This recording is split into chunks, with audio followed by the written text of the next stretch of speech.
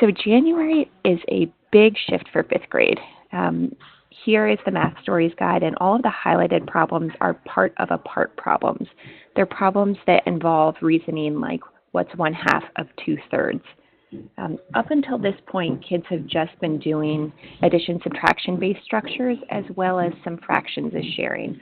So this is going to be a big change.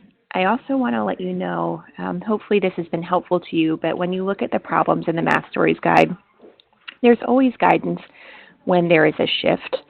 So you can see the notes for problem 2 say this is the first part of a part problem. Review the guidance earlier in this document on the problem type.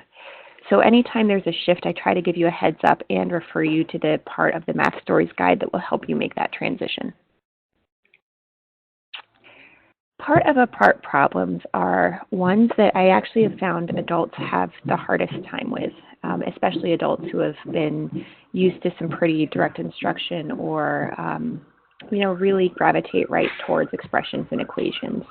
And so for a lot of adults, this can feel outside of their comfort zone. But we know from our past webinar that that's where the magic happens. And so I say this for 2 reasons.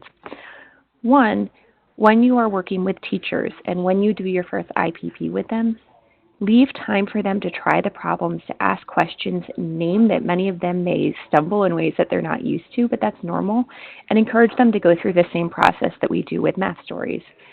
And the second reason I name that is because you may hit a roadblock, and just channel that power of yet, right? Like I'm not seeing it yet, but I promise you, you will. And I look forward to your feedback in the survey as to how this webinar and how the Math Stories Guide helped you get there.